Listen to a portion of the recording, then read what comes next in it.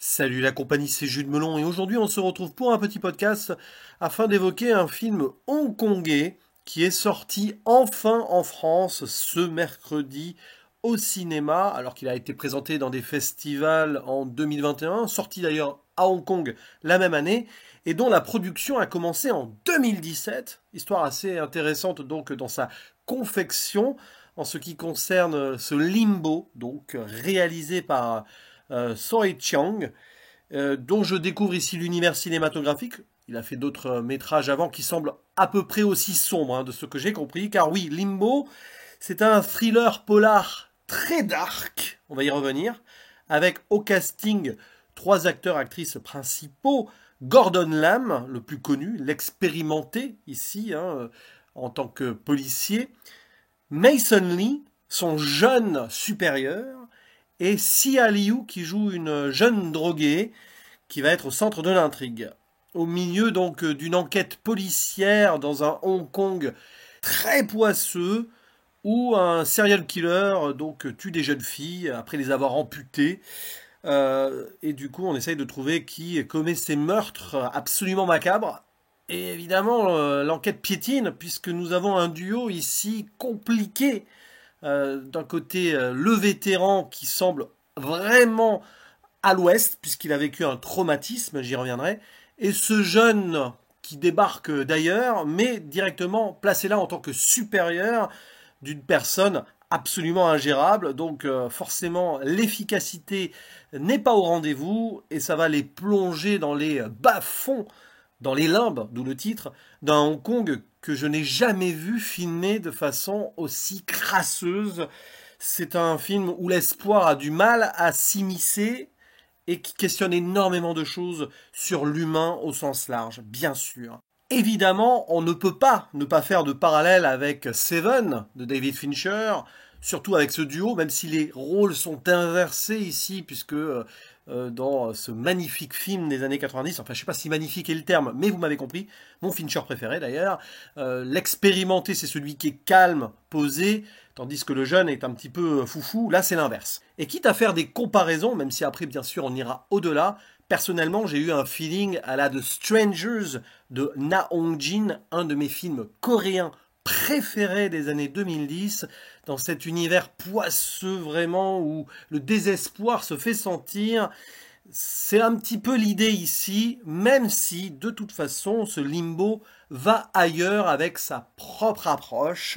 Et franchement, je suis ressorti de cette séance plutôt dévasté par un film profondément nihiliste, d'une certaine manière en tout cas, qui va vraiment potentiellement faire sombrer ta psychologie, si tant est bien sûr que tu t'impliques absolument dans cet univers. Il en ressort une noirceur que j'ai rarement vue. Peut-être même que parfois ça va trop loin dans un certain jusqu'au boutisme de cette idée-là, tout en approfondissant pas ultimement, paradoxalement, l'aspect errance et désincarné de l'ensemble. Parce que, je vous le dis tout net, niveau scénario, savoir qui a tué ses filles, est-ce qu'ils vont réussir à l'arrêter ou pas derrière, on s'en fiche. Le film ne joue pas ici sur son suspense plus que cela. Et très vite, on doit décrocher, je pense. Il faut vraiment voir ce film comme ça, par rapport donc à est-ce qu'ils vont réussir ou non. Parce que très vite, tu comprends que de toute façon, ça ne peut pas bien se terminer. Et je pense que ça aurait dû donc être plus vicieux, j'ai envie de dire encore, sur l'aspect, j'allais dire contemplatif. Là, c'est pas vraiment le terme, mais vous m'avez compris. L'aspect sensoriel ultime pour encore plus nous plonger dans l'enfer, quitte à retirer encore plus de dialogue. Alors attention, le film est assez taiseux globalement, mais vraiment faire ici quelque chose de très abstrait, tout en gardant l'univers concret autour, parce que je trouve que la façon dont c'est filmé et cette approche visuelle sur laquelle je vais revenir aurait mérité vraiment que ça soit plus affirmé encore. Je ne sais pas si j'arrive à m'exprimer correctement et j'arrive à me faire comprendre ici, mais limite, c'est presque trop frontal sur certains points par rapport à la psychologie ici, qui est magnifiquement mise en scène. est aussi très bien incarné par les personnages.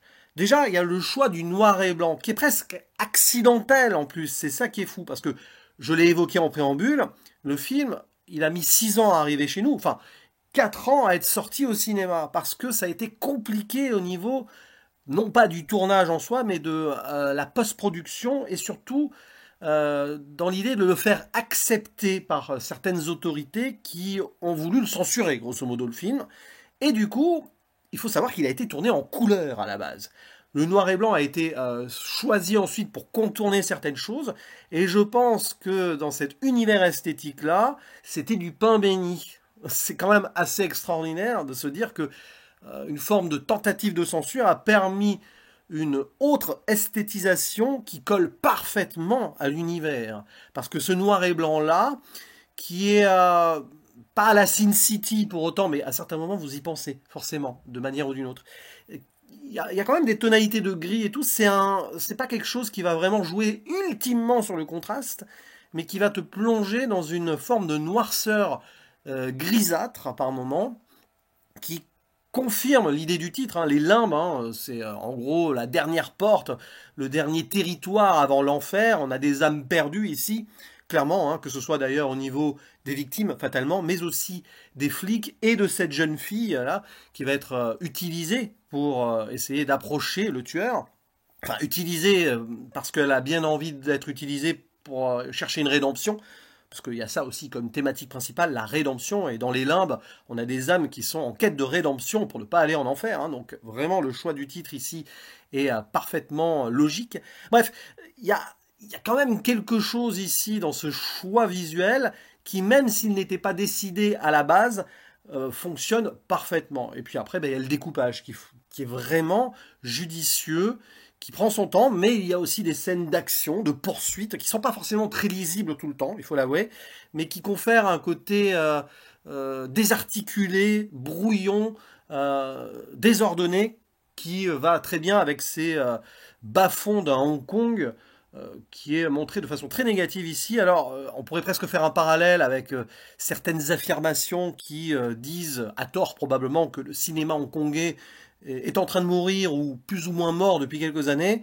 T'as presque ici ce commentaire-là en disant, bon, puisque beaucoup de gens considèrent le cinéma hongkongais comme quasiment à l'état de mort cérébrale, je vais faire un film à Hong Kong où on a l'impression que tout ce qui est autour de nous est mort et que même les personnages d'une manière ou d'une autre sont traités comme des pseudo-fantômes. Surtout donc le flic vétéran qui vit ce traumatisme avec sa femme qui est à l'hôpital et qui va être encore plus en colère en gros quand il va retomber sur la responsable de cet état pour son épouse, sans en dire plus, cette jeune fille qui donc en quête de rédemption, puisque malgré elle, mais quand même, hein, elle a commis ce méfait, elle va tenter d'aider et se mettre en danger. Il y a une forme de faux sacrifice potentiel là.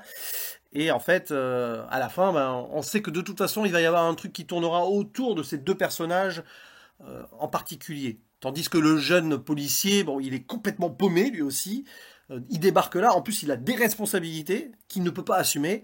Et rajouter à cela le fait qu'il ait une rage de dents. D'ailleurs, le film est adapté d'un roman dont le titre est Dents de sagesse. Alors j'imagine que ça tourne autour de ça, hein, forcément. Donc la douleur, la souffrance, elle est partout, que ce soit physique, forcément, il y a des gens qui meurent, bien sûr, et même psychologique. Donc là-dessus, le film déroule son atmosphère, son intrigue, sa cohérence à la perfection. C'est presque limite trop parfait dans ce style-là. Et trop, du coup, j'en reviens à ce que je disais, concret sur certains points. Il y avait moyen vraiment d'y aller encore plus dans une forme d'expérimentation abstraite pour encore plus plonger dans la noirceur sensorielle. C'est ça que je peux reprocher uniquement, hein. C'est vraiment le seul vrai reproche que je fais à un film que j'ai adoré, vous l'avez compris, c'est que, oui, on aurait pu aller plus loin, mais franchement, allez voir Limbo, parce que c'est une réussite très dure. Alors, attention, soyez quand même avec un moral solide, parce que vous ne ressortirez pas de là indemne, hein. C'est le genre de film qui fait mal quand même, au fond de soi. Voilà, je ne vais pas aller beaucoup plus loin, hein. Je vous laisserai profiter de cela en salle ou en rattrapage plus tard, mais n'hésitez pas à donner votre avis en commentaire, ça m'intéresse. Et ne me reste plus qu'à vous dire à la prochaine. Ciao!